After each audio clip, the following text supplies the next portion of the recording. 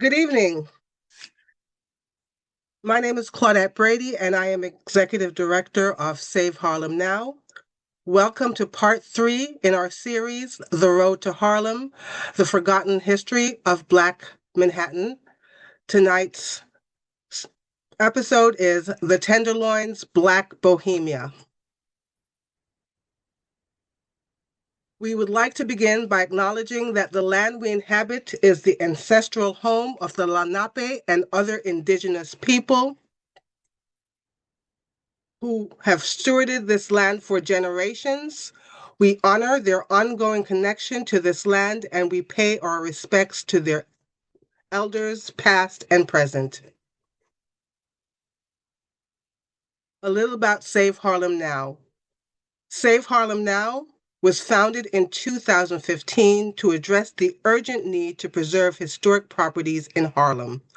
Save Harlem Now advocates for the designation of individual landmarks and historic districts in Harlem, for contextual zoning in Harlem, and educates the public about Harlem's built heritage, history, and culture. This series is in partnership with the Merchants House Museum, Greenwich Village Society for Historic Preservation, Black in Historic Preservation, who will be presenting tonight, and Landmark West. The inspiration for this series came about from 3 different events.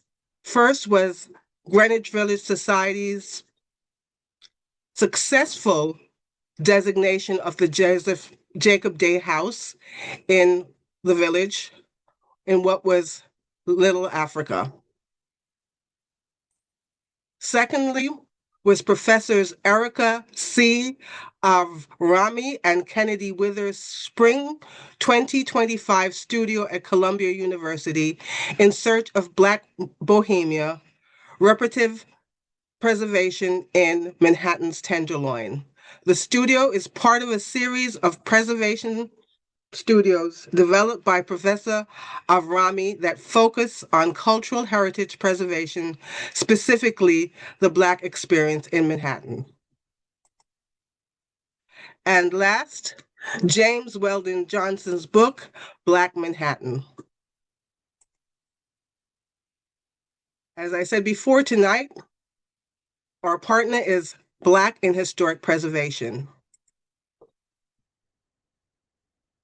In 1876, New York Police Department Captain Alexander Williams stated, "I've been having chuck steak ever since, and I've been on the force.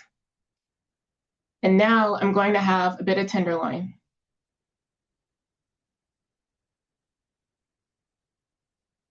Captain Williams, aka Clubber, made this comment when the department transferred him to the police precinct in the heart of the district.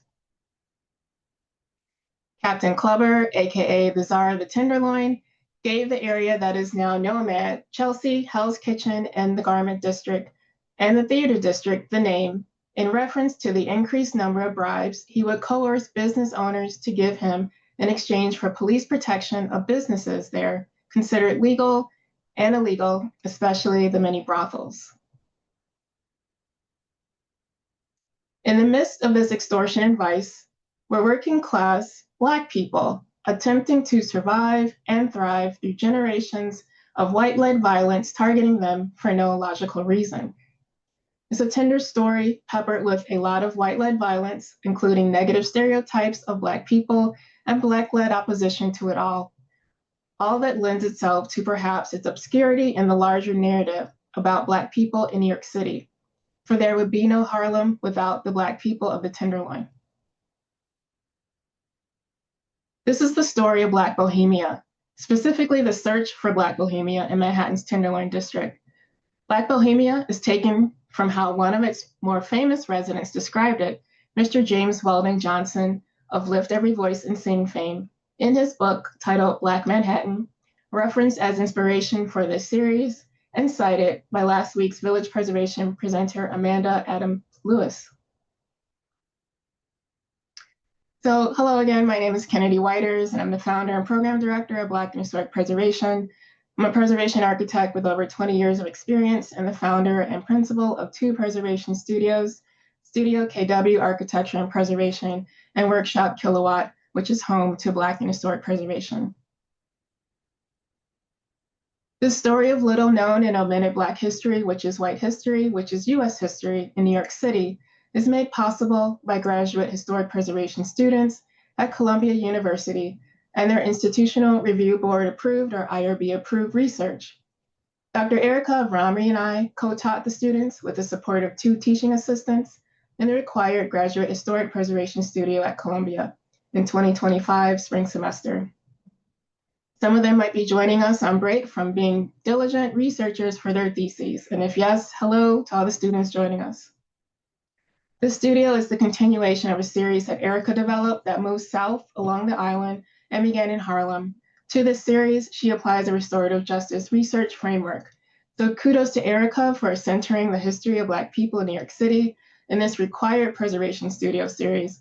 And thank you to Columbia University's Historic Preservation Chair, Jorge Otero Payelos, and Assistant Chair Sarah Grace Goodwin for supporting the studio. Thank you to Save Harlem Now board members and executive director for attending our semester review, shown in the photos at right, where the students presented their key findings to community members involved in the research. I'm glad to see the relationship with Save Harlem Now continue with today's Road to Harlem lecture series, fulfilling one of my visions for the history, which is to bring it to a larger audience. And gratitude to the other preservation partners in this series, Merchants House, Village Preservation, and Landmarks West.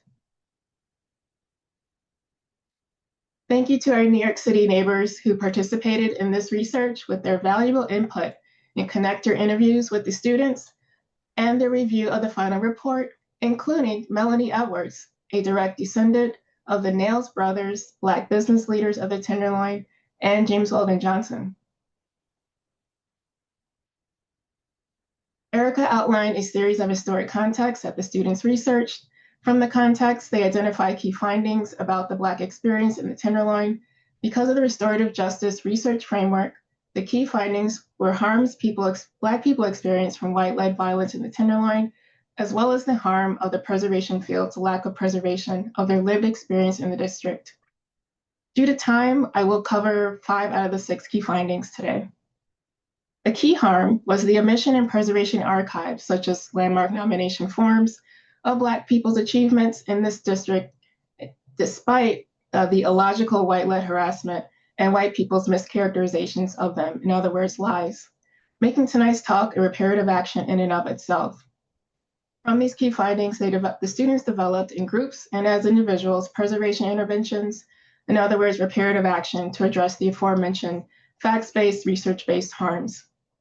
This research is just a percentage of their work, an abridged version of their almost 300 slide presentation that I've been developing since winter holidays and Black and Historic Preservation slideshow template.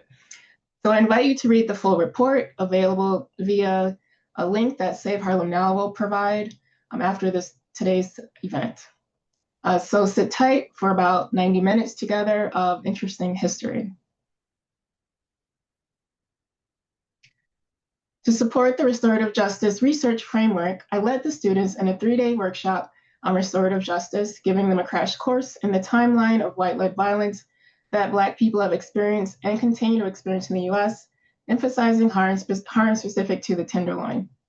It's important to note that this framework and history was new to most of the students. Approximately half were international, majority from China, and half US born. I also introduced the students to the research-based reparative narrative writing tool that I now refer to as a transformative narrative writing tool.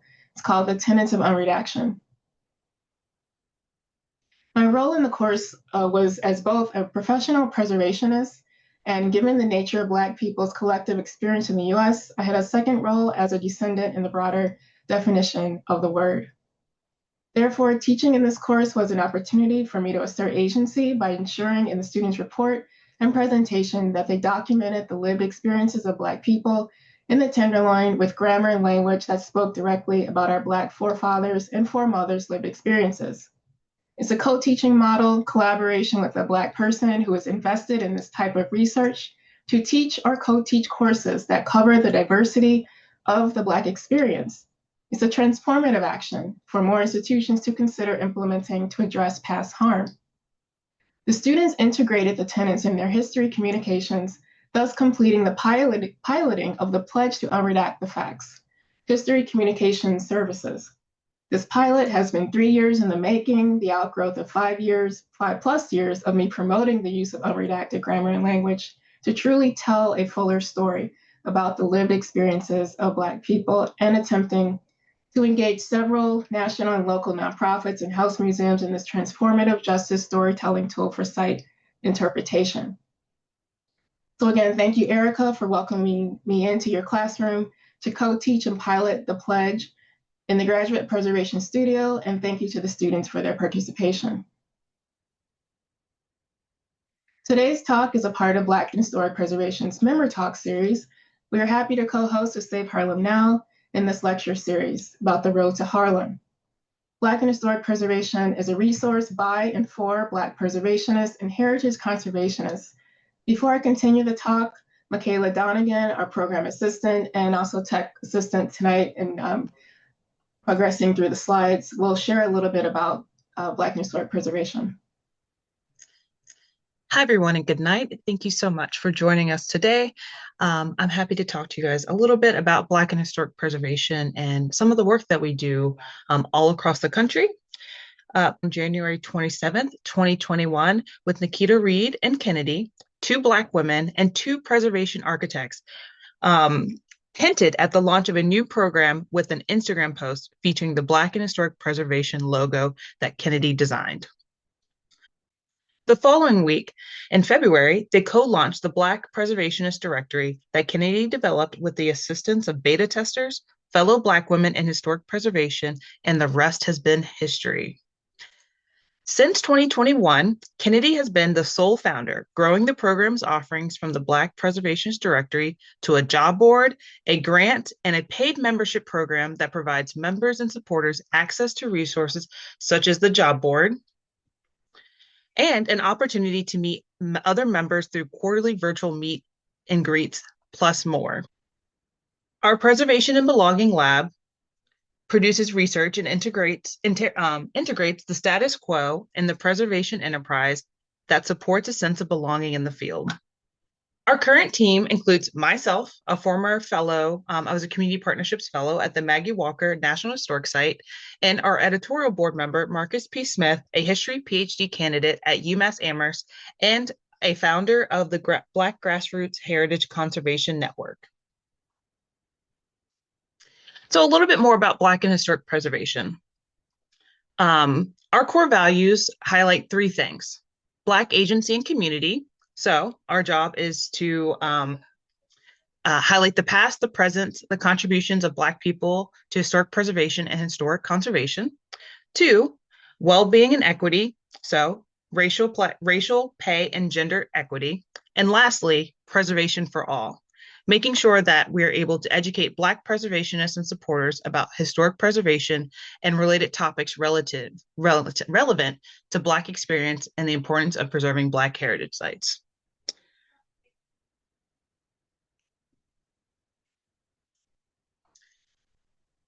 We also want to make a special thank you to our major donors. Our programs are made possible in part by a grant from the Dry House Foundation and our members and supporters. So again, thank you. After this talk, please complete a feedback form. If you need CEUs, or if you or if that's something that is a part of your field, you have the option to request a certificate in the form to self-report after attending this talk. And lastly, please do not screen record this presentation. You may, however, take a photo of the screen and post it to social media. If you do, tag us. We're on Instagram, as you can see below. And then a post-session email will include a link to the recording that I believe will be posted on YouTube. We invite you to attend future Black and Historic Preservation programs as we commemorate 60 years of the passage of the National Historic Preservation Act, USA 250, and 5 years of Black and Historic Preservation under the theme of bin preservation, recognizing that Black people have been preservationists since before the Preservation Act's passage. 2 weeks ago, we kicked off the bin preservation with our Black Preservation Ancestors Profile series, starting with the founder of Black History Month, Dr. Carter G. Woodson, adding to his legacy that he was a Black preservationist. Many of these ancestors are unknown to the general public or known, yet few know of their preservation activity nor view them as preservationists. We at Black and Historic Preservation are changing that narrative. So let me pass it back to Kennedy so she can dive more into her research. Be attending a live podcast recording. And so with that, let's begin.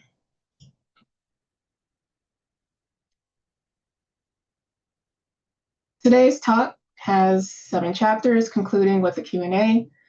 And as we stated, please place all questions in the Q&A.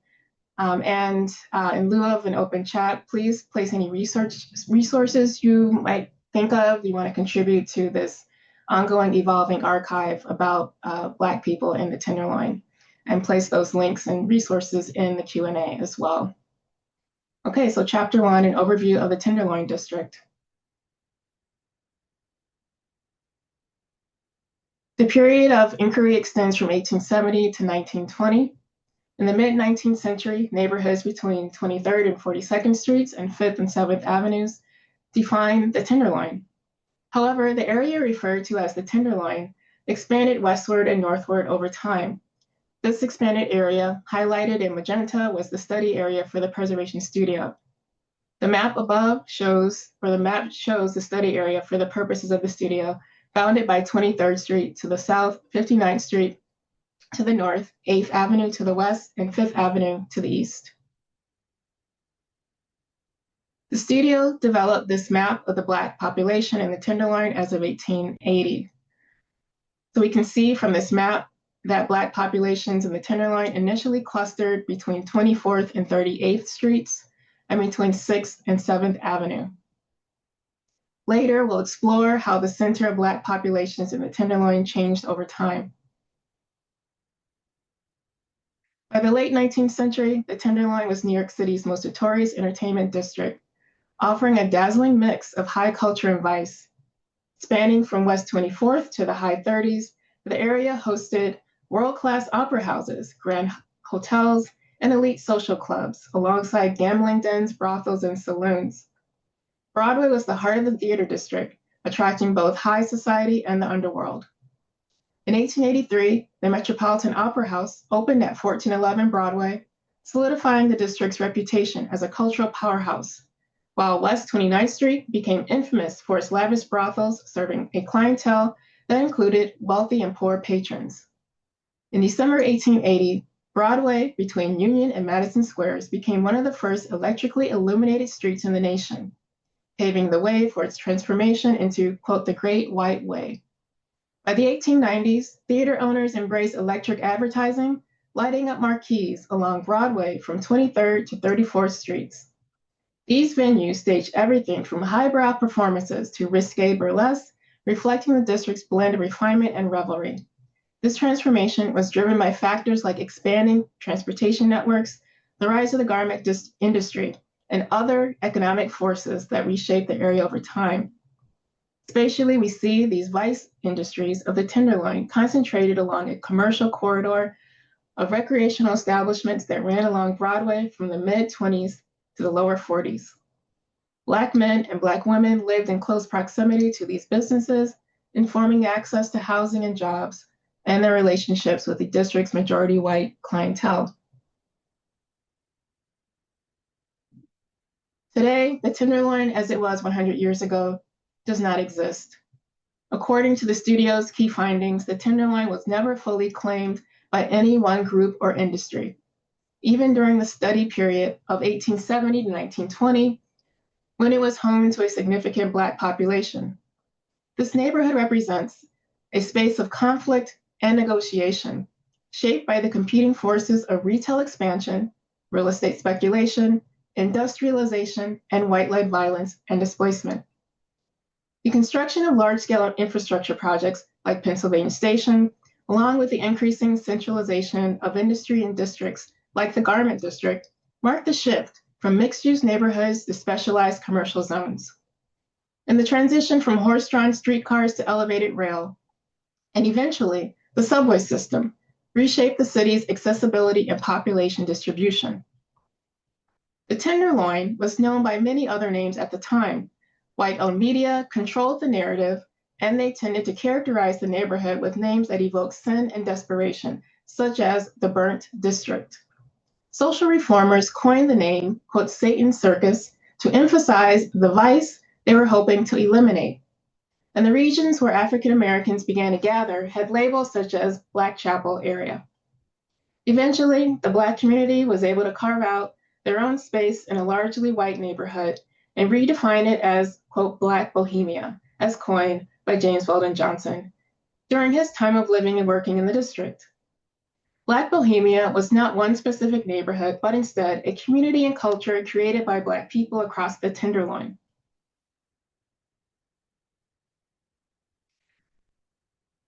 The map on the slide from 1939, which tracked the northward movement of Black populations, does not mention the Tenderloin by name. This further suggests that the Tenderloin area has traditionally been considered an intermediate step in the journey of Black Manhattanites between the more permanent stops of Greenwich Village and San Juan Hill and Harlem, and not a distinct settlement of the Black community. Research into Black population data from this period illustrates the effect of the Great Migration. Between 1860 and 1900, the Black population in the Tenderloin increased steadily. After 1900, the Black population in the Tenderloin begins to decline.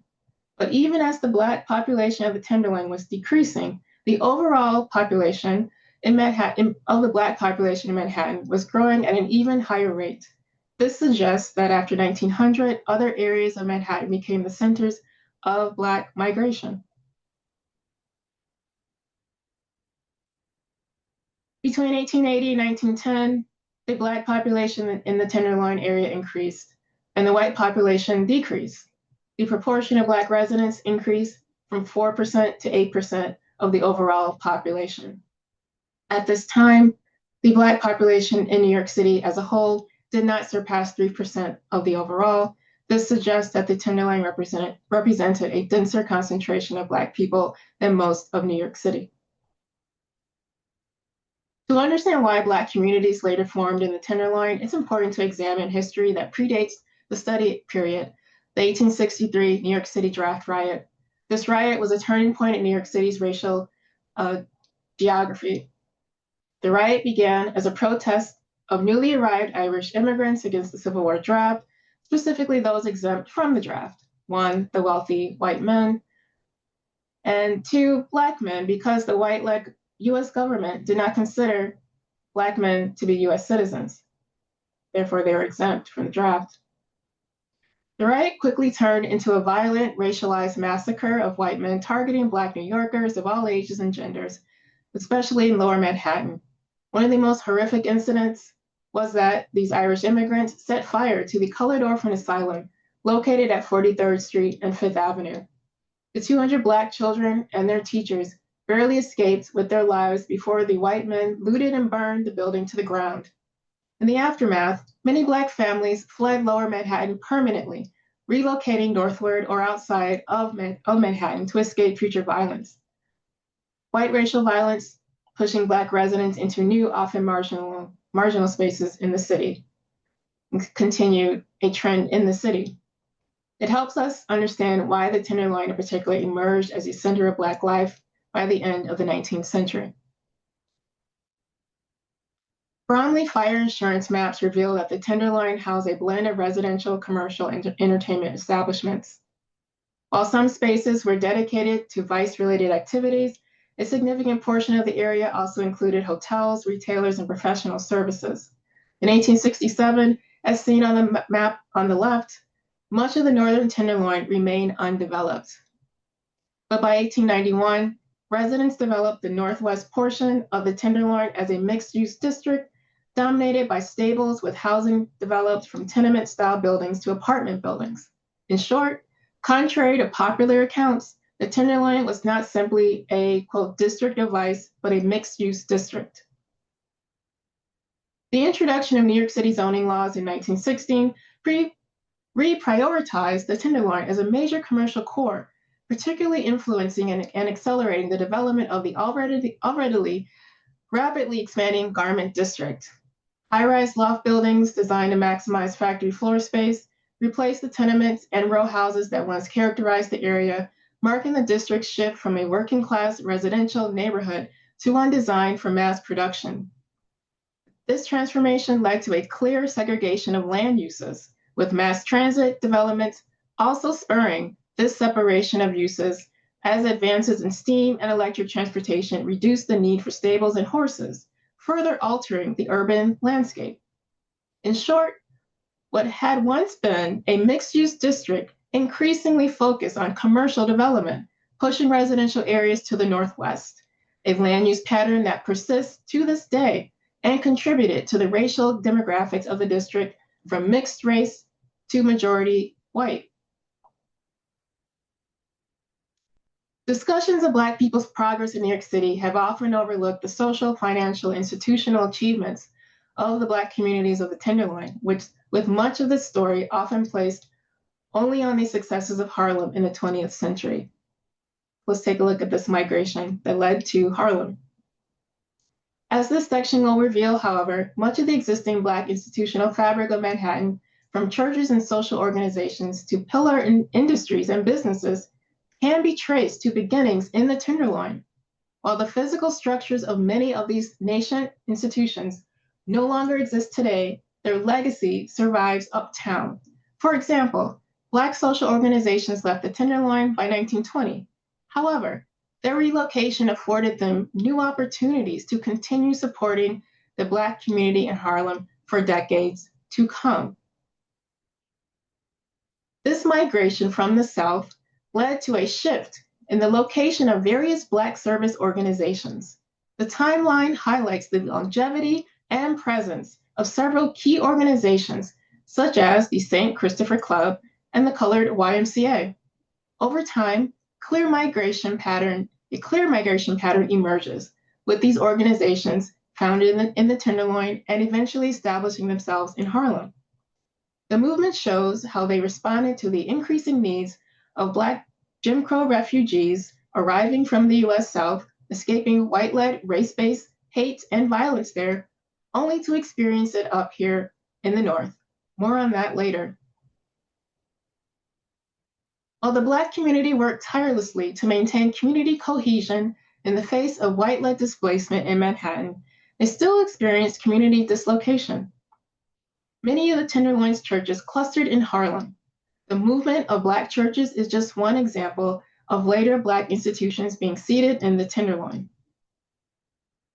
As a result of white-led displacement of Black populations, churches, for example, had to follow their flock, resulting in houses of worship relocating to Harlem. Some Black churches deliberately relocated northward, following the migration patterns of their congregations. One key example is St. Philip's Episcopal Church, the city's oldest African American congregation. Originally located in Lower Manhattan, the church moved first to the Tenderloin and later to Harlem. By establishing itself in Harlem early on, St. Philip's not only followed its displaced members, but also played an active role in encouraging the northward migration of other Black churches into Harlem. As the Black population began to move north, many Black-owned churches and organizations moved as well. Of the 81 Black businesses identified in this study, more than 15% relocated to Harlem by the end of the 1910s. And further research will likely uncover more examples. While Harlem is often credited as the birthplace of Black business in New York City, the business development of the Black communities of the Tenderloin received no such recognition, despite this clear evidence to the contrary. My vision is that by sharing this history with you and more via the report that's now available, that this perception will change. And these businesses that started in the Tenderloin would go on to define the commercial character of Harlem, specifically in regards to the predominance of the hairdressing industry. Adam J. L. Crawford opened the first Black hair salon in the Tenderloin in 1906, and it's so wonderful to say her name in this public audience tonight. She was the first Black hairdresser to move to Harlem, opening her doors at 466 Lenox Avenue in 1911. Madam Crawford was a pioneer. Her hard-fought success in Harlem, as she in many ways pioneered the neighborhood's beauty culture amidst obstacles placed by white landowners, inspired other Black women to start their own businesses. In 1918, only 7 years after Madam Crawford first opened her Harlem store, Black business directories cite well over 100 similar Black-owned establishments in the neighborhood. However, much of the current narrative of hairdressing in Harlem focuses on the work of Madam C.J. Walker, who historians regard as the first woman millionaire and owner of the salon pictured at right next to the architect who designed her Harlem house, Vertner Woodson Tandy, the first Black person who white men allowed to earn a license to practice architecture in New York State. Although regarded as the central figure in the founding of Harlem's beauty industry, we see that Walker worked off a foundation laid by Crawford, whose salon, again the first in Harlem, opened 3 years prior to Walker's. Yet Crawford's story is seldom told, reflecting a trend identified by the Preservation Studio in which popular stories of the Black experience in Harlem have overshadowed and hidden the history of Black figures from the Tenderloin. And it was really difficult, and I was unable to find a photo of Madam Crawford, unfortunately, to share tonight. Across all historic context themes, the studio found evidence of how systemic white supremacy shaped the lived experiences and the built environments of Black residents experienced. The nature of the Tenderloin as a majority white area with a clustered Black population meant that interactions between white and Black residents were frequent. To understand the Black migration to Harlem, it is important to understand the key force that pushed them north, systemic white supremacy. White landlords rented to Black tenants in the Tenderloin and in Manhattan generally. In general, they engaged in a repeated pattern in which they neglected buildings rented to Black tenants, and then as soon as it was profitable, evicted those tenants and demolished their homes in favor of more profitable residential or commercial buildings. And pictured here is a building named the Tombs. It was nicknamed the Tombs because it resembled the city prison. Both buildings featured a narrow passage flanked by high walls hung with balconies. The Tombs were an example of the grim and unsafe housing white landlords rented to Black tenants. The Tombs was also crowded, described as a beehive of humanity. The two buildings contained 48 occupied apartments housing at least 180 people. Black tenements were often more crowded because more people were needed to pay the exorbitant rents set by white landlords. This chart is from the Real Estate Record and Guide in 1889. It accompanied an article in which landlords touted the benefits of renting to Black tenants, namely that they would accept the worst kinds of housing. And this, to be honest, we're telling as full a story as possible because Black tenants rarely had any other option. And that it was an accepted practice to charge Black tenants higher rents for no reason other than because of their Black race. A white landlord provided this chart. To illustrate the rents he personally had charged when one of his buildings was all white versus the rents he charged when that same building was all Black. He collected 13% more from the Black tenants. White men and white women also used methods of economic violence to oppress Black residents, conspiring to bar Black laborers from certain industries. For Black tradesmen, many repeatedly received from potential white employers quote, the expected reply that no colored boy, however promising, was wanted, end quote. The same was true for industrial employment, where preference for cheap labor via European immigrants had, quote, poached defiantly upon the Black man's industrial preserves, end quote. Entrance into the industrial workforce often came only in the form of strike breaking, where white employers preyed upon Black men's need for work as a tool to bust labor organizing, thus intensifying racial tensions between the Black and white working classes. This segregation of labor pushed Black workers into jobs the white working class had vacated for industrial positions, most abundantly in domestic or service work, reinforcing servile relationships between Black workers and white employers that persisted since white chattel enslavement of Black men, Black women, and Black children.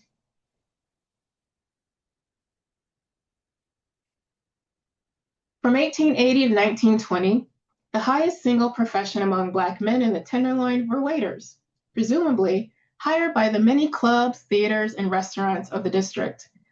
While indeed some of the only jobs available for Black men at the time, these jobs were also among the few that offered supplemental income in the form of tips, observers remarking that these extra earnings from hotel work were critical to the financial health of Black families. Given the nocturnal nature of much of this work, Black men's presence in their neighborhoods during daylight hours, which was an inversion of white preconceptions of when men should work during this era, reportedly gave, quote, an appearance of idleness among the population, quote, end quote, that reinforced racist white stereotypes of Black men's lack of industry. Whereas white women had found greater agency, growing economic independence, and community in the industrial workplace, these same white laborers and employers actively excluded white Black women from accessing the same opportunities. According to white historian Marcy Sachs, quote, white women refused to work alongside Black women and persuaded factory owners to preserve the racial homogeneity of the city's female-dominated workplaces, end quote, resulting in a high concentration of domestic service work among Black women in the Tenderloin. Jobs as servants or maids in the white homes throughout New York defined the working lives of the majority of Black women in the Tenderloin. Unlike Black men, Black women often worked exclusively during the day, leading to another untrue stereotype developed by white people in the Tenderloin. This is a white stereotype of Black women as absent mothers, unfit to raise their children, all the while they fetishized and prized as rearers of white children, an attitude rooted in the institution of chattel enslavement. Some Black women, found ways to work at home while raising their families as laundresses, forced to turn what little space they had into steam-filled workshops that endangered their health. This domestic work, both in their homes and in the homes of white families, was far more stable and less seasonal than Black men's employment, often placing a family's financial burden squarely upon the mother's shoulders. It is perhaps unsurprising then that Black residences, such as the one along West 25th Street between 6th and 7th Avenues, where 70% of the women worked in domestic service, of the Black women worked in domestic service, which was the highest rate in the study area, earning an average wage of $6 per week, $3 less than the minimum livable income published by the city, would be referred to as the Tenderloin's Center of Black Sex Work. And that was a quote. This alternative income, a likely necessity to fill out these low wages that Black women earned. This characterization of a devoted sex work district must be taken with suspicion, as solicitation was often used by police as false pretense for arresting Black women, as we will see later. Nevertheless, if taken to be true, this reveals a near never-ending workday for some Black women. Domestic jobs in white homes had gruelingly long hours, reportedly as long as 14 hours a day. So, for those who continue to work in the employ of brothels upon returning home, these working hours could extend even further into the night. In much the same way as white employers barred Black men and Black women from occupations, so too did white unions segregate their membership, with only 5% of Black New Yorkers admitted as union members. As Dr. William Bulkley, a prominent Black educator and labor advocate in the Tenderloin, reported, the late 19th century for music was primarily produced in sheet music form. Tin Pan Alley, located on West 28th Street between 6th Avenue and Broadway, became known as the District of Sheet Music Publishers. Among a district dominated by white-owned publishing houses, Gotham Addicts Publishing stood as the first Black-owned music publisher in Manhattan. And so, a content warning, there is language and imagery in this section of the presentation that some might receive as offensive. It is here to reflect the history of the time, not to erase it, and not to revise history or apologize for the people who use these words and images. Please be advised. Blackface comedy was an in-demand genre at Broadway's theaters. Not taken seriously in the pursuit of other theatrical genres, Black actors and Black entertainers felt forced to demote their art to expectations of the dominating consumers of the art, white audiences. As one of the leading actors of the Ziegler Follies, which first opened at the New York Theater in 1907, Bohemian-born Bert Williams was forced to darken his naturally lighter complexion to the standards imposed upon caricatures. Again, that's the white audiences forcing Bert Williams to darken his skin.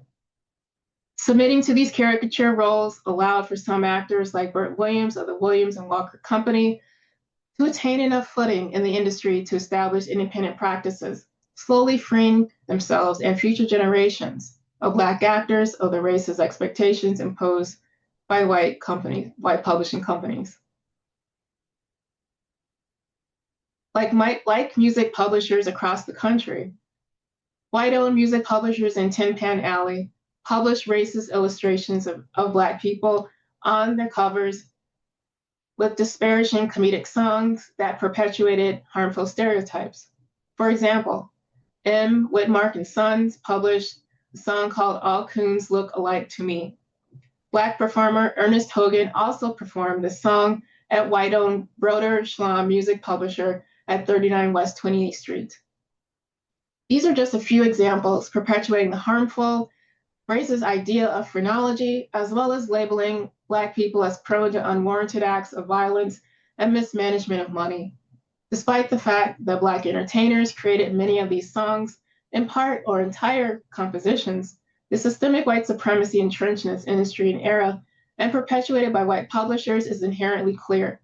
At this time, Black entertainers frequently had to tailor the titles and lyrics of their music to conform to white publishers' perceptions of white audiences' taste to get their songs published.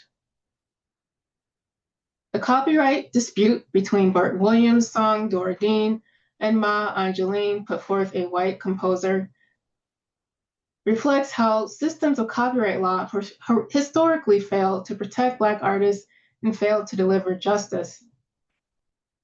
The song Ma Angeline was widely believed to be a copy of Doradine. Even the court acknowledged that Ma Angeline was not original. However, while the courts denied Williams copyright protection, the courts did not give the white composer of the copied work any legal consequences. And you can listen to Doradine in the Black Bohemia playlist I made available on YouTube. And I asked Michaela to provide a link to that in the Q&A. And for Save Harlem Now, it's included in their links following this talk. Next slide. In 1892, the city built the 23rd Precinct Station House at 138 West 30th Street, near the heart of the Tenderloin's densest Black population. The station replaced several Black-run spaces, including a colored mission office. The placement of the station represented the white police department's goal to, quote, clean up the Tenderloin. The police, along with the all-white committee of 14, targeted Black-owned, non-segregated clubs while protecting all-white establishments. New York City's Landmarks Preservation Commission wrote in 1998 the landmark designation report for the site that the station was part of an effort to, quote, reassert police authority over an unruly area. The 1900 race riots were an important event in the Tenderloin's history and an example of how white people use physical violence to enforce segregation. The riot began after white police officer Robert Thorpe assaulted two Black residents, Arthur Harris and May Enoch, near their home on 44th Street. Fearing for his life, Mr. Harris, who's pictured on the slide, stabbed Mr. Thorpe with his penknife. Mr. Thorpe later died from the wound. White media seized upon the story, demonizing Mr. Harris and claiming he was the instigator in the assault. They also greatly exaggerated the story. On August 17th, the Tribune claimed that Mr. Harris and, quote, another Negro, end quote, had, end quote, literally slashed the policeman into ribbons, end quote. After Mr. Thorpe's death, a white-led riot exploded across the Tenderloin. White police and white people and white civilians attacked innocent Black residents wherever they found them.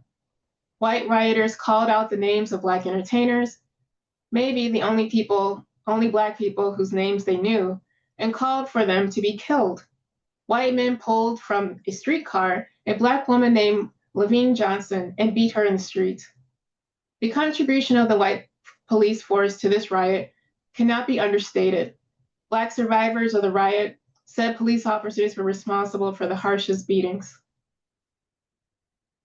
Black New Yorkers worked to heal and recover from the riot. At St. Mark's United Methodist Church on West 53rd Street, local activists started the Citizens Protective League with the goals of, quote, mutual protection, end quote, and prosecution of the guilty. To a certain extent, the damage had already been done. White rioters had succeeded in terrorizing the Black residents of the Tenderloin, and local white police showed that they would not protect Black citizens. White publications regularly portray Black areas of the Tenderloin as especially impoverished, despite lacking evidence. An 1895 New York Tribune article, for example, praised the comparable appearance of Black women living along 7th Avenue to elite white women on 5th Avenue, while still labeling the Black population as the city's poorest. This contradictory framing reveals how white people's racial bias overrode observable reality, linking Black residents to poverty and slum conditions, regardless of their appearance or success. Slummers, the nickname adopted by white patrons of Black establishments, reinforced this narrative. By disguising their curiosities as excursions into a morally suspect world, they maintain a social and moral hierarchy, a race-based hierarchy, offering themselves a bid for innocence during the frequent targeted police raids on these interracial venues. Despite the pressures of systemic white supremacy, Black people in the Tenderloin found ways to assert agency, building institutions that would find new homes in Harlem when enough was enough. This section explores how Black people in the Tenderloin built their own spaces of dignity and resilience in the district. Despite narratives of exclusion, we find a rich network of Black-owned businesses from hotels to funeral homes, beauty parlors to law offices. These are not just economic ventures, but affirmations of Black presence and self-determination.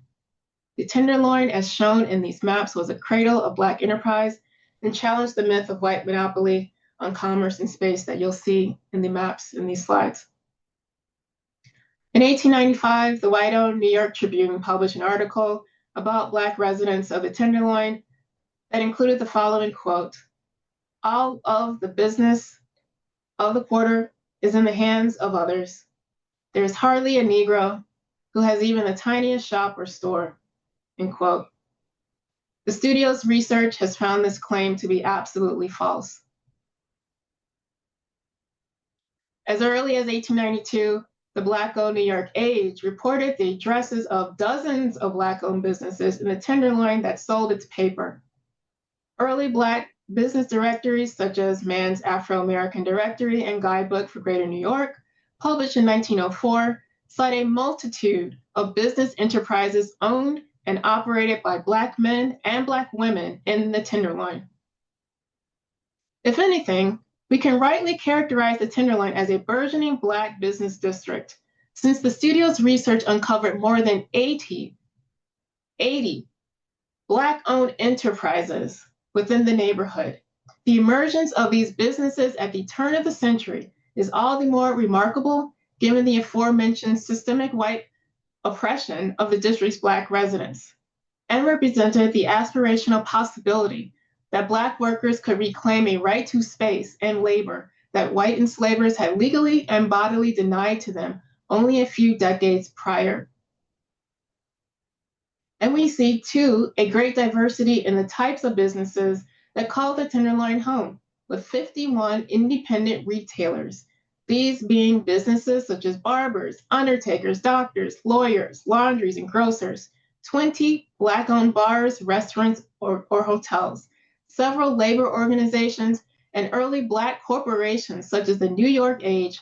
Importantly, while popular memory of the Tenderloin tends to focus on the district's entertainment venues, of the assets collected, we see that businesses unrelated to entertainment more than double those that do.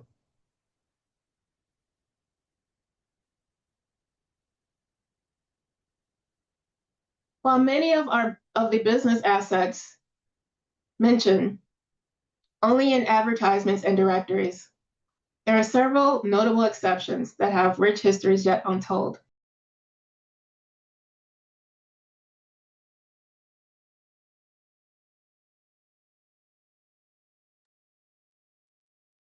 Hotel Cafe of the Nail Brothers on 805 6th Avenue, founded by Black entrepreneur John B. Nail, was a popular club in the neighborhood, celebrated for its lavishly decorated interior and diverse clientele, including public figures such as boxers, jockeys, and athletes. The income generated by this business gave Nail the financial wherewithal to speculate heavily in real estate in Harlem, developing the future apartments and homes of many Black residents of the Tenderloin.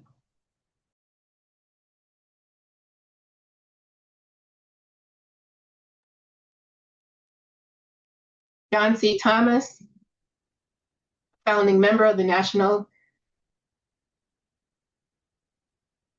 Negro Business League, was the sole Negro undertaker in the field in New York City when he opened his doors in the Tenderloin at 487th Avenue in 1902. Black undertakers began opening mortuaries in Black enclaves like the Tenderloin after the Civil War due to warranted distrust of white undertakers in their respect of Black bodies. Booker T. Washington placed the growth of undertaking into a pillar industry of Black New Yorkers, squarely upon the influence of Thomas. And I'll leave you to read the quote on the slide. The success of his business in the Tenderloin earned Thomas the moniker, quote, the richest Negro in New York City.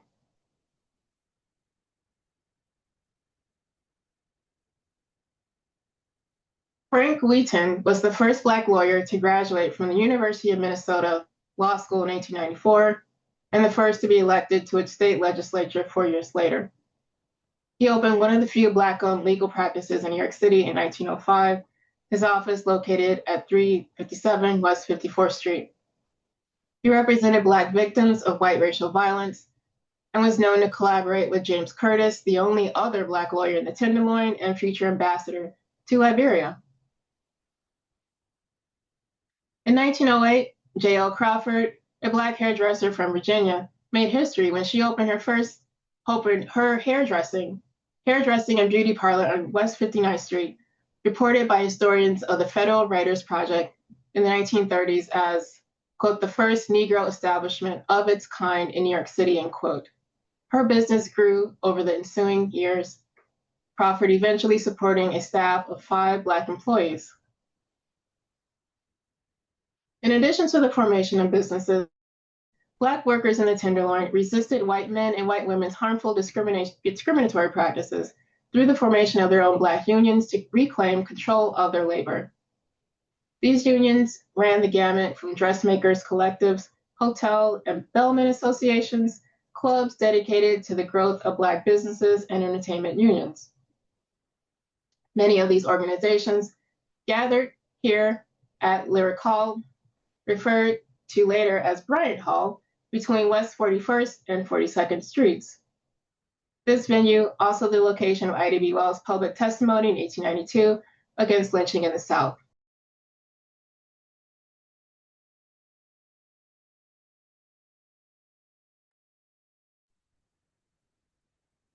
And of these unions, the most successful and enduring was the New Amsterdam Musical Association, established in 1904 by a group of professional Black musicians after white members of the local chapter of the American Federation of Musicians, or AFM, denied their entry. The union, first led by composer James Reese Europe, who U.B. Blake nicknamed the Martin Luther King Jr. of music, proved so effective in its organizing that it forced the integration of the New York AFM in 1908. And a side note about Mr. Europe, he invented the foxtrot dance style during his years of leading an orchestra for the famous dance team of Vernon and Irene Castle from 1912 to 1916. Baron Wilkins, owner of the Little Savoy Hotel at West 35th Street, used his earnings to advance Black athletes. He was the sole primary benefactor of all of New York's Negro Baseball League teams, and also sponsored Peter Jackson, one of the most successful boxers of his era. Jackson's portrait was displayed alongside other Black athletes at Ike Hines, a Black-owned club on West 27th Street. In a modest apartment building in the Tenderloin, 322 West 53rd Street, the National Association for the Advancement of Colored People, or NAACP, this is where they had their earliest organizational activities and earliest organizational work took place. At this location, Richetta G. Randolph, the organization's first official staff member, ran a stenography office and typed the 1909 founding declaration known as the Call. The document that brought together Black and white activists to launch a new interracial civil rights movement is still in publication today. She managed early correspondence, organized records, and helped prepare the first issue of The Crisis, the NAACP's influential magazine, edited by W.E.B. Du Bois. Mary White Ovington later wrote, "It was her machine that in 1909 typed the original call to organize the NAACP. The NAACP in New York, founded in 1909, is one of the most influential civil rights organizations in U.S. history. It was created to fight racial violence, segregation, and inequality through legal action, protest, and public advocacy." As stated, Richetta Randolph typed the first edition of The Crisis in her 53rd Street office. Additionally, Cornelius M. Beatty, a Black photographer famous for his portraits of Black figures such as W.E.B. Du Bois and Frederick Douglass, shot many cover images for The Crisis from his office on 8th Avenue. Thus, this magazine, so critical to the history of the civil rights movement, was originally a product of the Tenderloin. The New York Age, established in 1887, was a prominent African-American newspaper in New York and beyond. Many influential Black journalists wrote for the Age, including W.E.B. Du Bois, James Weldon Johnson, Victoria Earle Matthews, and Ida B. Wells.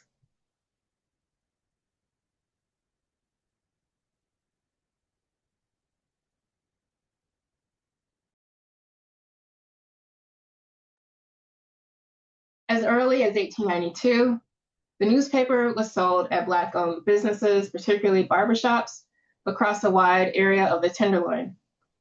In 1907, the New York Age moved into an office in the Black-owned Metropolitan Building on West 46th Street, where they operated their own printing press. The Age's office, known as the Metropolitan Building, was of special importance to the Tenderloin's Black community, owned by the Metropolitan Mercantile and Realty Company, financed by Black stock owners in the Tenderloin, and designed by Black architect E.R. Williams. The building was also home to a dry goods store and other Black offices, and was a powerful claim to property, rare within the neighborhood, by Black people. Its opening in 1908 was heralded as the beginning of a new epoch of the race, an event which will ever be conspicuous in the annals of the history of New York, of Negro progress in the city of New York. And this is quoted in the New York Age in 1908. The building's Black owners were forced to sell in 1910, however, due to an inability to meet their first mortgage, but the new owners, the white-owned Bauman Furniture Company, continued to rent space to Black tenants. So during the study period for this research, the Tenderloin is the New York Center of Entertainment, is New York City's center of entertainment. And the studio found that the number of owners, operators, and entertainers working closely to music to be relatively high. This data supports the idea that entertainment assets featuring Black business people and entertainers helped transform the Tenderloin into what was known as Black Bohemia. W.E.B. Du Bois described Black New Yorkers in 1872 as, quote, closed in from the outer world and almost unknown to it, with churches, clubs, hotels, saloons, and charities, with its own social distinctions, amusements, and ambitions, end quote. The studio's research identified 3 key districts where these scenes flourished: Tin Pan Alley for music, the Marshall Hotel as an artist hub, and Carnegie Hall and the surrounding area for performances. These zones were interconnected through a vibrant network later referred to as the Marshall Circle. The Marshall Circle served as a vital cultural hub for Black artists who white men and white women excluded from mainstream theater spaces. Scholar Jonathan Daigle describes the creative community surrounding Paul Laurence Dunbar as the Marshall Circle, an informal yet influential network of writers, musicians, and performers. This circle played a central role in evolving Black performance from the white stereotypes that shaped minstrel traditions toward Black naturalism, a powerful form of expression grounded in lived experience of Black people and grounded in their reality. It brought together pioneering figures like Dunbar, Burt Williams, and George Walker to activists like Alice Dunbar Nelson, Paul Laurence Dunbar's wife. The Marshall Circle extended beyond individuals to include groundbreaking Black cultural organizations. Among them were the Frogs, a Black theater society, the Clef Club, a musicians union founded by James Reese Europe, and Gotham Addicts Music, one of the first Black-owned publishing companies in the US. These networks supported collaborative projects such as in Dahomey, the first full-length musical by Black artists to premiere on a major Broadway stage, marking a shift in cultural representation and artistic agency for the Black community.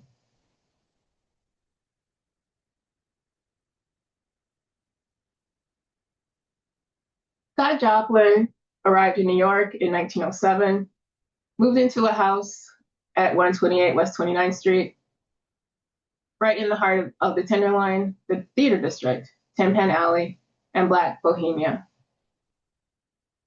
Scott Joplin also composed some works that were later published by the Seminary Music Company.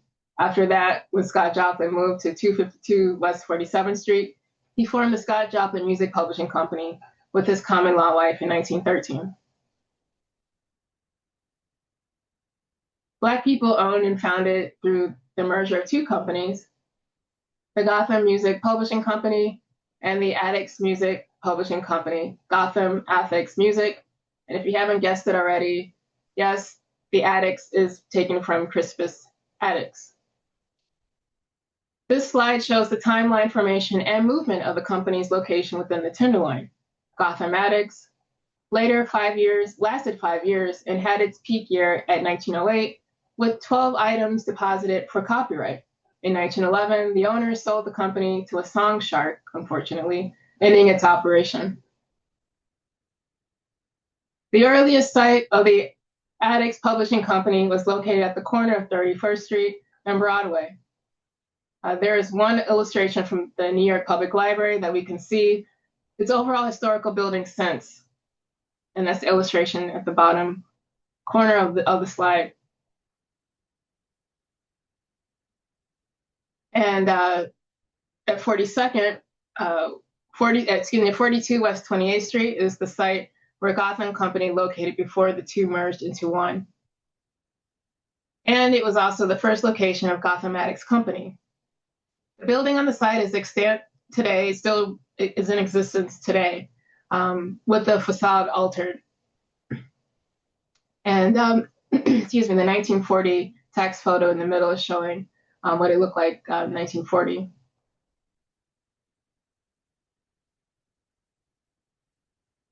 Through the establishment of the Black-owned Gotham Attics, Black musicians liberated themselves from the racist imagery white publishing companies perpetuated. Unlike white publications, which often feature derogatory caricatures of Black people, Gotham Attics favored photography to portray Black people.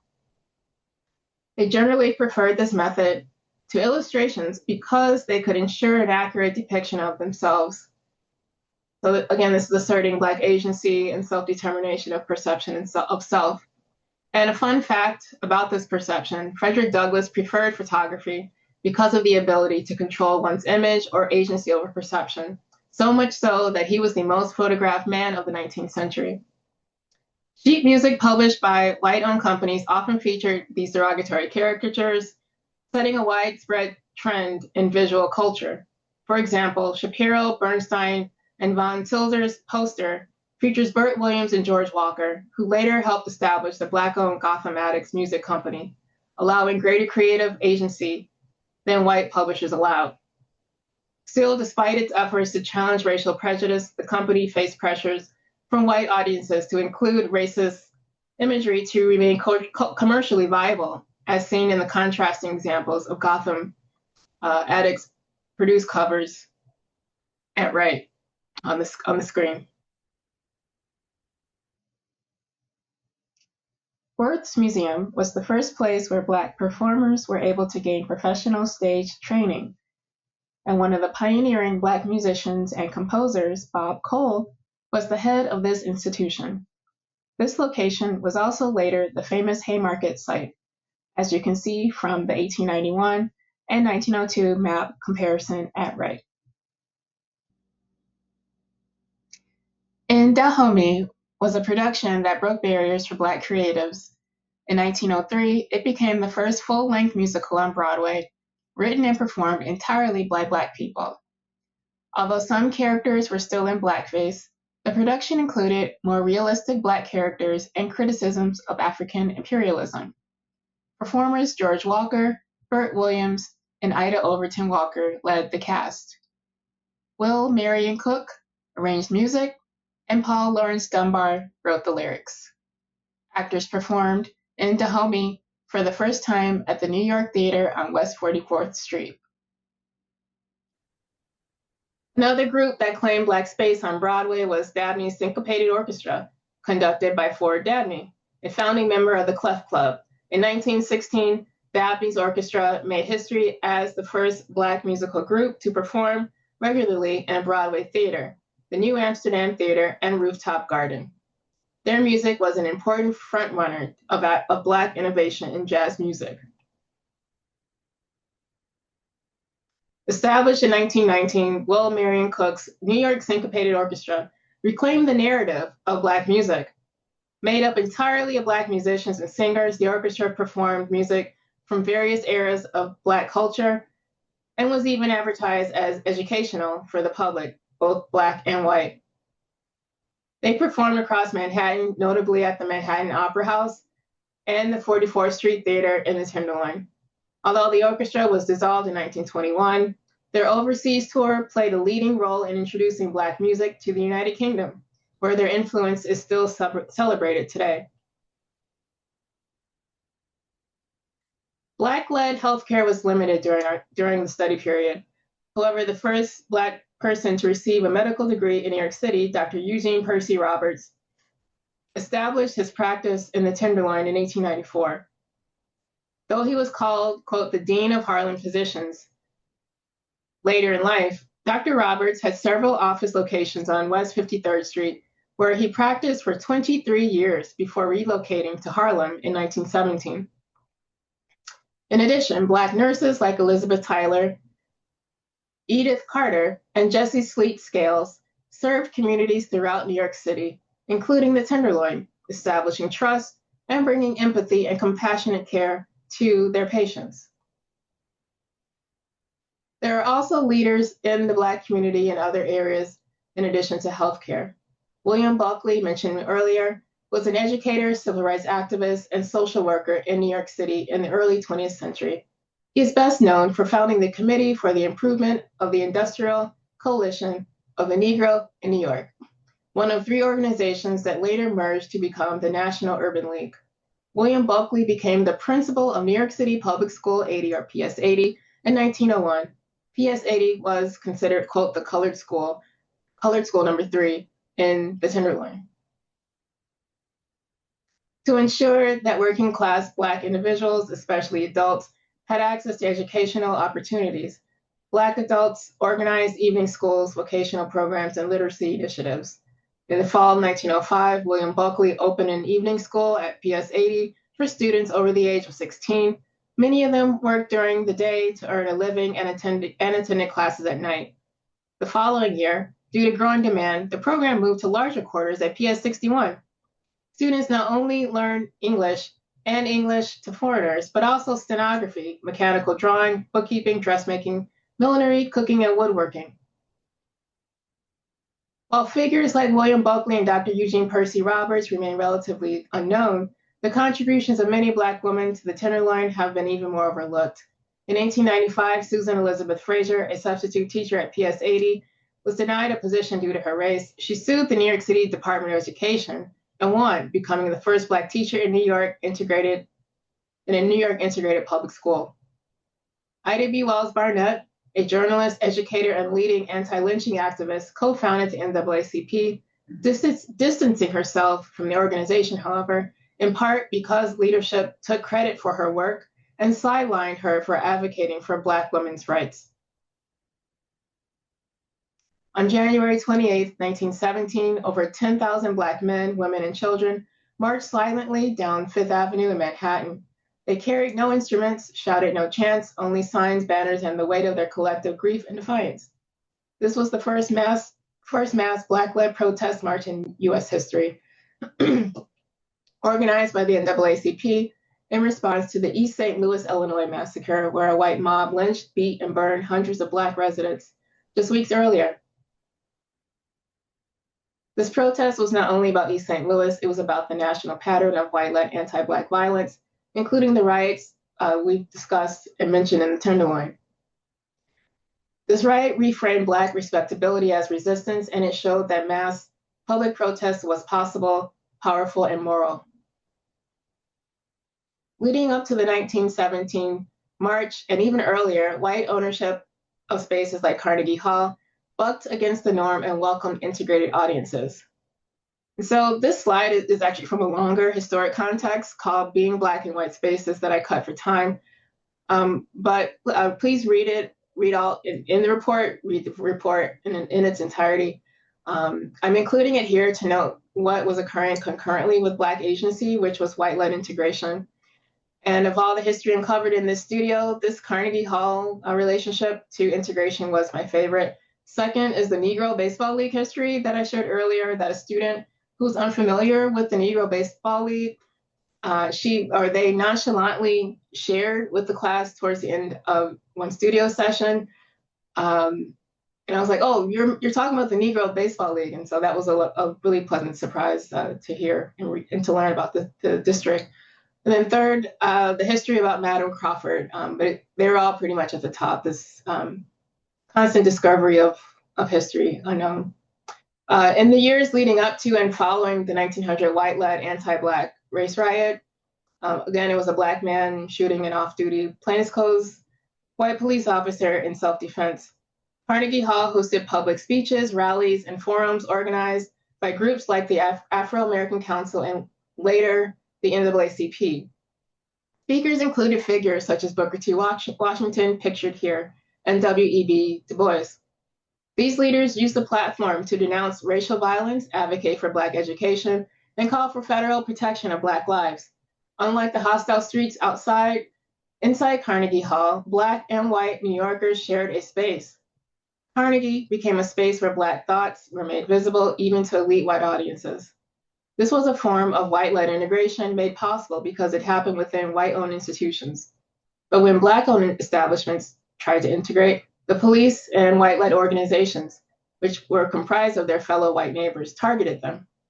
Carnegie Hall reveals another side of the Tenderloin story, not only of white-led violence and policing, but also resistance through dialogue, culture, presence, and community building. And it was during this conversation about Carnegie Hall's legacy of support and how it endures today where I was able to contribute one of my fond memories about witnessing Busta Rhymes bring the house down for Black History Month in 2023. Between 1870 and 1900, Black churches in the Tenderloin grew in number and autonomy as white-led churches declined to admit to Black congregants. Early churches focused on worship and education. Later, Baptist and Methodist churches led community activism. The Uptown movement later caused many Black churches in the Tenderloin to close and forced Black congregations to relocate. As the students researched the historic context, they observed a repeated pattern of white people displacing Black people from their homes in the Tenderloin. This displacement eventually culminates in the decline of the Tenderloin as the center of Black Manhattan. Let's explore some examples of white people displacing the Black residents. By the time the Black population in New York City had been forced into the Tenderloin area in the early 1870s by the growing white and middle-class population, partially from an earlier settlement in Greenwich Village, among other points, the Tenderloin district was already branded as the city's hotbed of vice by popular media. Theaters, nightclubs, and brothels were bountiful.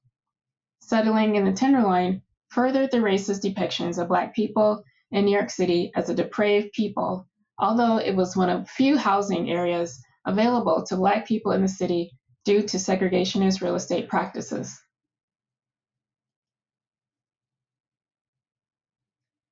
An 1899 New York Times article highlighted the racial segregation in housing, noting that approximately 25,000 Black residents were concentrated in 2 districts in New York City. These areas were located in poor tenement districts on the east and west sides, with many Black residents living between 6th and 9th Avenues, from 25th to 35th Streets, as highlighted in yellow on the 1880 map on the left. In 1880, no Black residents lived north of 59th Street, but by 1910, a significant population had moved to the northwest area of the Tenderloin, highlighted in green on the map on the right, and to the San Juan Hill area, 60th to 63rd Streets, that you'll hear more about next week. This migration is forced relocation of Black residents due to growing white and middle-class populations and a preference for them over Black people. As the city expanded, so did its transportation network, moving from horse-drawn streetcars to elevated railroads and subways. The construction of the 6th Avenue Elevated Railroad in 1878 and the early 20th century expansion of the subway system made areas like the Tenderloin more accessible, contributing to demographic shifts such as displacing Black people. So does anyone in the audience remember Gimbel's department store? Well, Gimbel's department store, whose development will be discussed later, is one example of industry that coexisted with transit and thrived as a result. An example of co-location is the elevated line in front of Gimbel's, increasing accessibility to shoppers. The 4 blocks, outlined in black, were the site of a large Black population in the Tenderloin before contractors built Penn Station. White real estate speculators began circling the area in 1901, and white landowners held out in hopes of a greater payout for the Pennsylvania Railroad Company. The PRR's for Black target area was home to a mix of residential tenements, small businesses, and entertainment establishments, most of which catered to the district's working class and African American residents. By 1924, the development of the 7th Avenue line cut through the Tenderloin district, further integrating it into the city's growing transit web. This expansion of the transit network significantly impacted the neighborhood, making it more accessible to both residents and visitors, facilitating a commercial growth and increased population density, and further displacement of Black residents to the north. One project in particular, Penn Station, drastically changed the Tenderloin. While the construction of Penn Station itself displaced Black residents, the train depot began to change the Tenderloin from its announcement alone. This 1903 quote from the New York Herald, cited by historian David Freeland, really captures how white reformists pinned their dreams of eradicating vice squarely upon Penn Station.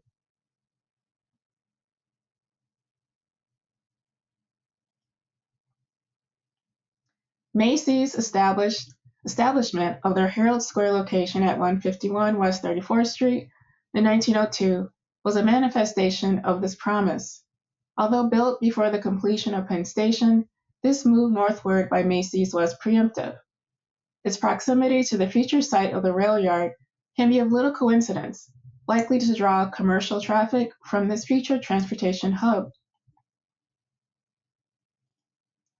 Gimbels and Saks, Macy's primary competitors, their move from their downtown locations to adjacent blocks within the ensuing decade further supports this point even before its construction and displacement of Tenderloin residents.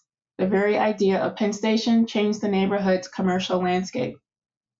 At a larger scale, this shift in the white consumers of the Tenderloin from a nighttime pleasure-seeking crowd to a daytime flock of shoppers began closing many of the district's theaters, bars, and hotels, the primary employers of many Black people, especially men.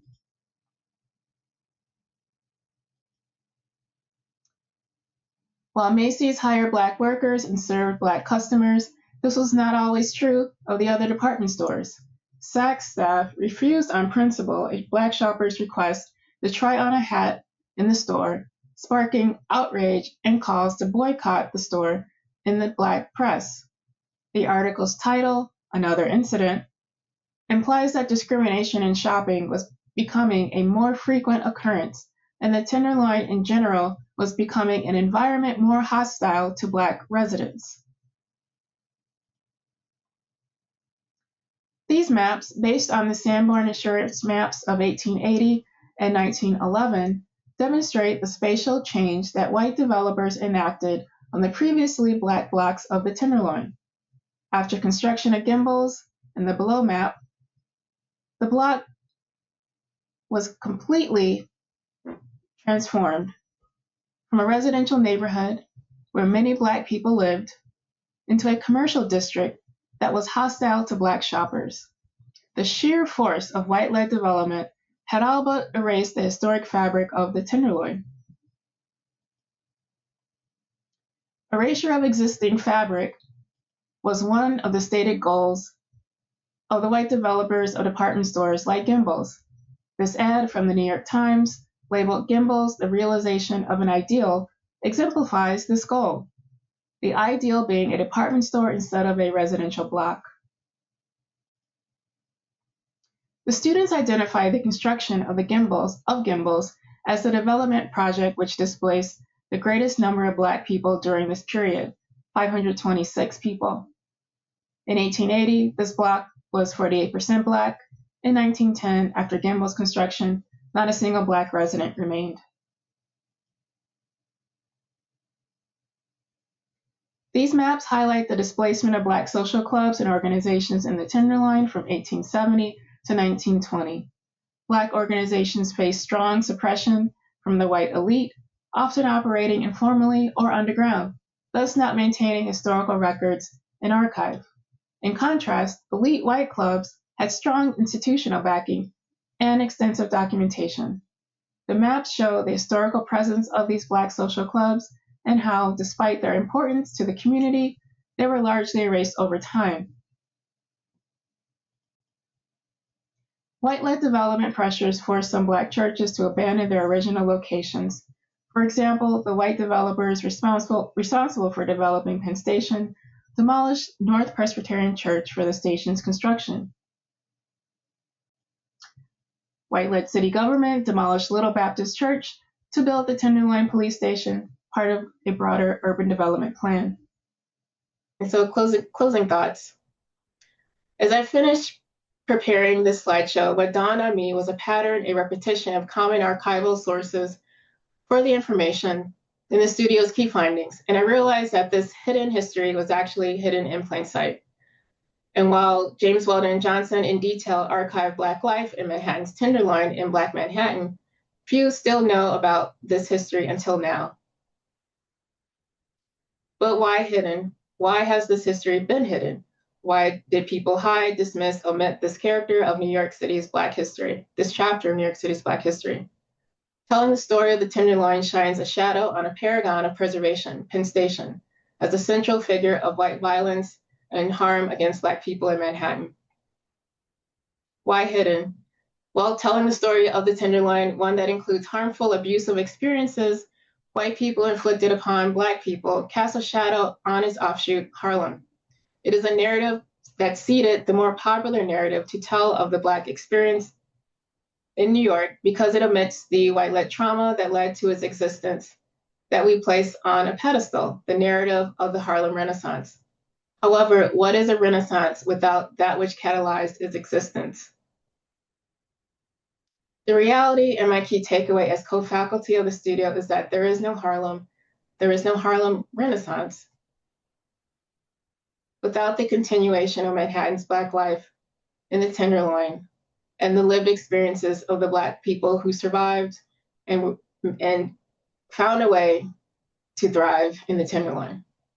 This talk has been a love letter to Black people who risked it all for love of self and community. A love letter to white people who risked it all as co-conspirators of justice. A love letter to Black people of New York City and of the United States. A love letter to Harlem. And so thank you.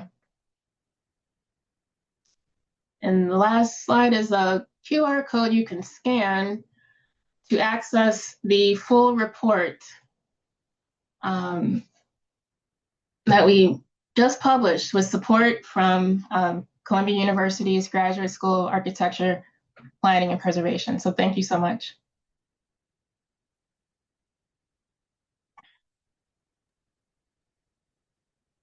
Thank you, Kennedy. Fantastic. I've learned so much more from this, and I saw your studio, and I'm still reading through your report. Hopefully, I'll get it done this weekend. I encourage everyone, we're going to put a link to the report in our follow-up email, and I encourage everyone to read it through. It's 300 plus pages packed with lots of information about people, places, and Black life in the Tenderloin. I also encourage everyone, if they can, to get a copy of James Weldon Johnson's Black Manhattan. The book covers the history of Black people in Manhattan from roughly 1629 to 1930 when the book was published. Just a couple of updates on events coming up. Tomorrow, the Landmarks Preservation Commission will be hanging the district markers for the Central Harlem West 130th to 132nd Historic District. Interesting district, as many of the people that Kennedy mentioned and organizations that Kennedy mentioned in her talk moved within those two blocks. So we have Scott Joplin there. We have Eugene Percy Roberts. We have New Amsterdam Music Association, which is at 170 West 130th Street. The Cliff Club also moved there. The Frogs Clubhouse moved there as well. So did the Colored YWCA.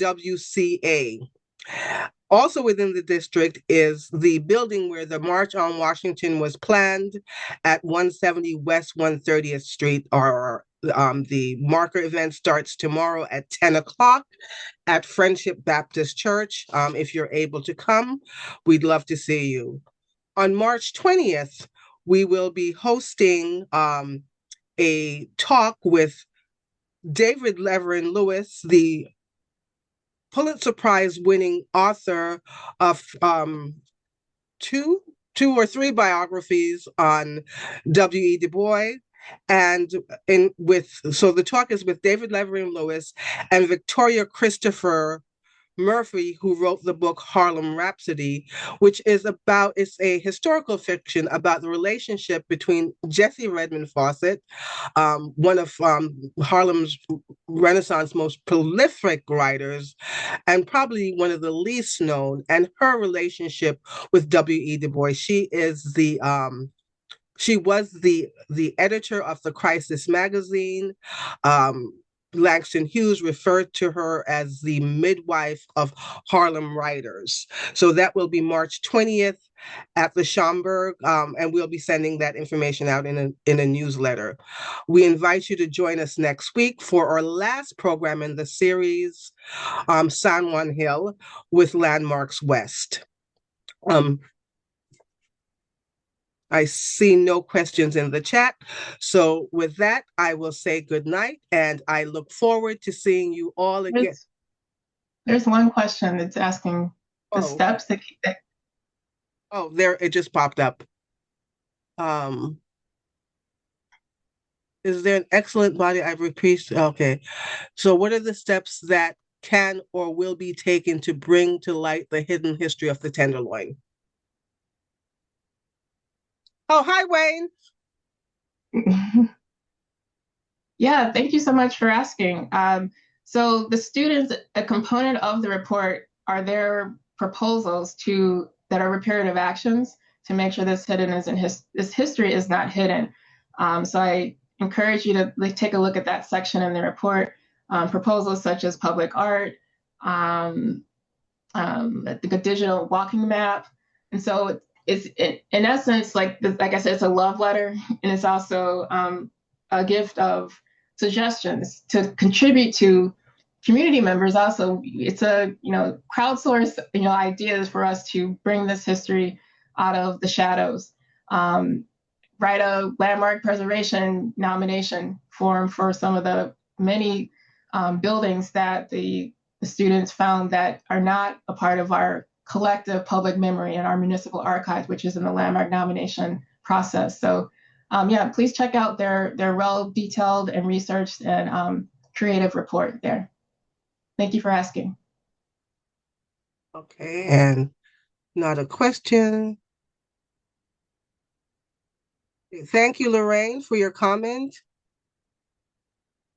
Thank you, Keisha.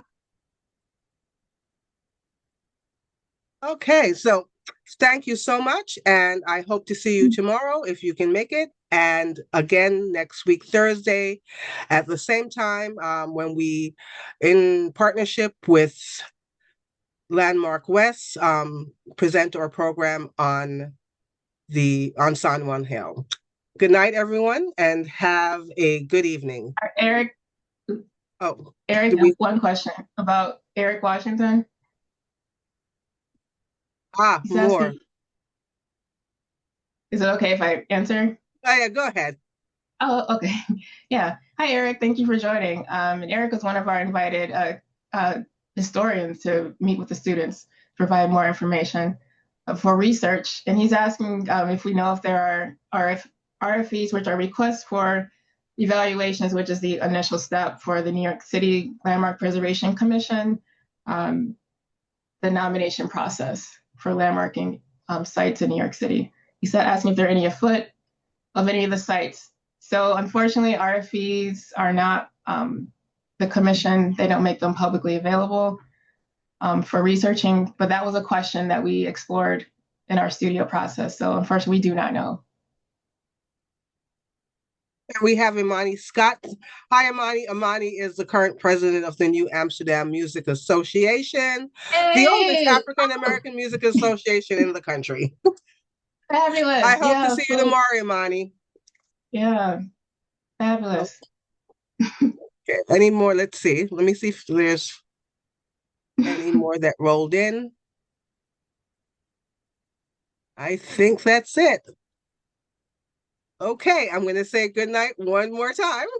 And Okay. we'll see you next week. Yeah, right. Bye-bye.